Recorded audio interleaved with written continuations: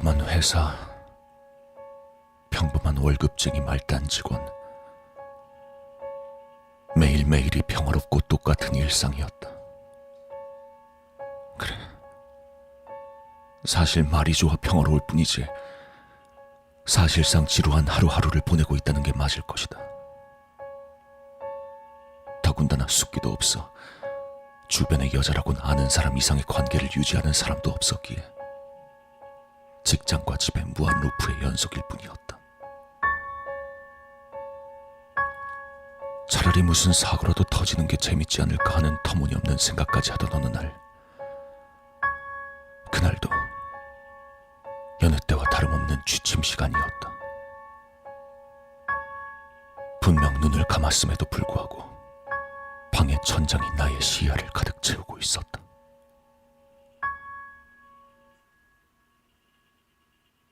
정신은 분명히 깨어 있었지만 몸은 피곤을 느끼며 잠들어서인지 내 의지대로 움직이지 않았다.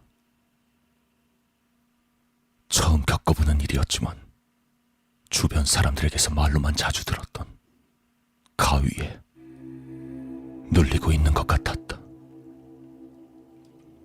처음 경험하는 것이라 그런지 무서움보단 신기함이 좀 더 많이 앞서갔다. 딱 그때까진 말이다. 그렇게 얼마쯤 시간이 지났을까? 어두컴컴한 천장에서 뭔가 싸늘한 시선이 느껴지기 시작했다. 그 시선의 싸늘함이 급속도로 도를 넘기 시작하여 온몸에 소름이 느껴질 정도였다. 그 시선의 실루엣이 점점 드러났고 나는 그 시선을 피할 수가 없었다. 나의 정면, 즉 천장엔 피투성이의 고깃덩어리가 말없이 나를 응시하고 있었다. 으깨진 사람처럼 보이는 그것은 팔다리가 제멋대로 엉켜 있었고 군데군데 긴 머리카락과 눈, 그리고 여고생의 교복 조각들이 마구 뒤엉켜 끔찍한 모습을 하고 있었다. 그 끔찍한 고깃덩어리에서 핏방울이 뚝, 뚝 하고 끝없이 나의 얼굴로 떨어졌고 난 그 차가운 핏방울의 감촉 하나하나를 생생하게 느끼고 있었다.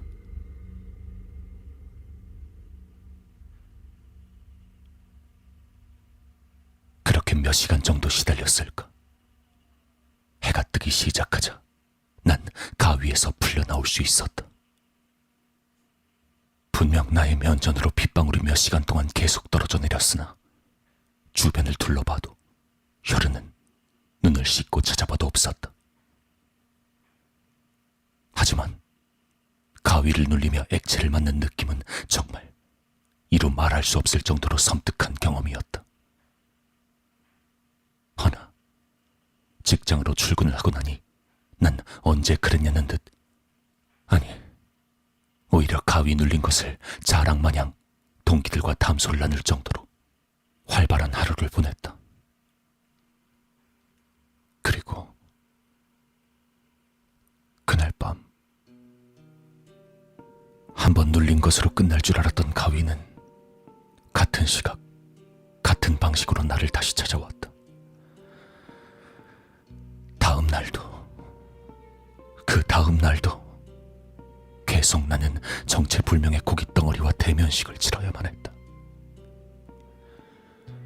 그저 꿈일 뿐이라 잊으려 해봤지만 매일 마주해야만 하는 끔찍한 모습 때문에 정신이 피폐해질 지경이었다.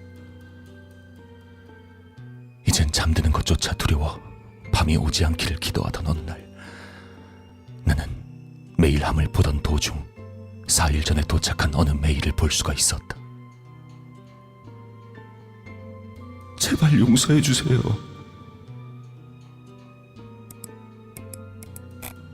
보통 때 같으면 스팸 메일 정도로 알고 무시하고 넘길 수 있겠지만 점점 상황이 악화되고 있었던 나는 뭔가에 홀린 듯 그 메일을 클릭하게 되었다.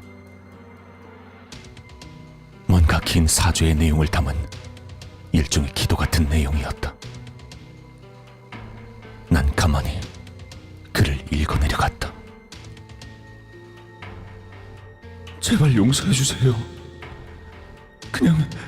그냥 단순한 호기심에 의한 사고였습니다. 그 아이가 그렇게 될 줄은 저도 정말 몰랐어요. 하늘로 올라간 그 아이에게 제 미안함이 닿았으면 좋겠습니다. 제발 더 이상 제 꿈에 나타나지 말아주세요. 이렇게 부탁드립니다. 죄송합니다.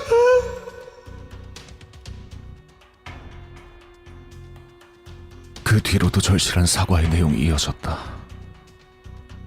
무엇보다 눈에 띄는 내용은 모 여고의 여학생의 이름이 명확히 지목되어 있었다는 것이다. 항상 잘 때마다 봤던 교복 차림의 고깃덩어리가 내 머릿속을 스쳐 지나갔고 난 메일의 발신자에게 자초지종을 적은 답장 메일을 보내게 되었다. 그리고 다음 날 난 의외로 쉽게 발신자를 만날 수 있었다.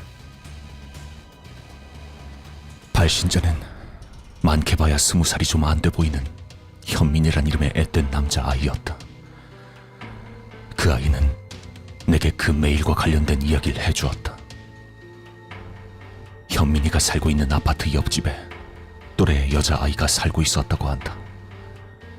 현민이는 그 아이를 좋아한다기보단 그저 이성으로서의 호기심으로 그 여자아이에게 관심이 있었다고. 여자아이는 아파트 상가에 있는 빵집에서 일하는 알바를 좋아했고 어느 날 그녀가 용기를 내어 러브레터를 빵집 알바에게 직접 건넸던 모양이다. 이에 현민이는 정작 가까이 살고 있는 자신과 마주쳐도 말 한마디 붙이지 않으면서 인적도 뜸한 빵집 알바와 여자아이의 사이가 가깝다는 것에 조금 질투가 났다고 한다. 그리고 현민이가 아파트 현관을 지나던 어느 날 옆집 우편함에 편지 한 통이 넣어져 있는 것을 보게 되었다. 그 편지는 빵집 알바생의 답장이었다. 현민이는 질투심 반 호기심 반으로 그 편지를 몰래 집으로 가져가 뜯어보고 다시 붙여 우편함에 갖다 놓을 생각이었으나 실수로 편지에 물을 엎질러버려서 결국 난 모르겠다는 식으로 일을 넘겨버린 모양이었다. 그리고 며칠 후 아파트 현관의 소란스러움에 이른 아침 잠에서 깬 현민이는 아파트 주민들이 온몸이 산산조각 난 채로 널브러진 옆집 여자아이를 둘러싸고 있는 광경을 베란다를 통해 내려다보게 되었다. 빵집 알바생이 답장이 없자 옆집 여자아이가 베란다로 떨어져 자살을 한 모양이었다. 그 이후로 현민이는 죄책감에 시달리기 시작했고 피투성이의 고깃덩어리가 된 그녀를 매일 밤마다 대면해야 했다고 한다. 그렇게 몇 주간을 시달리다가 저쪽 세상에 보낸다는 의미로 메일 주소를 무작위로 적어서 사죄문을 보내게 된 것이다. 그리고 놀랍게도 그 이후부턴 더 이상 가위에 눌리지 않았다고 했다. 그 이후로 몇 가지 이야기를 좀 더 나누다가 마무리를 짓고 돌아왔다. 아무래도 그 메일이 나에게 옮겨온 이후부터 그 여자아이도 나에게 옮겨온 것 같았다. 이게 진짜 해결책이 될 수 있을진 모르겠지만, 아니 진짜라고 해도 누군가에겐 큰 폐를 끼치는 일이겠지만 나에겐 더 이상의 여유가 없었다. 상황이 더 악화되기 전에 무작위로 주소를 적고 같은 내용의 메일을 보냈다. 정작 보내면서도 반신반의했지만 효과는 정확했다.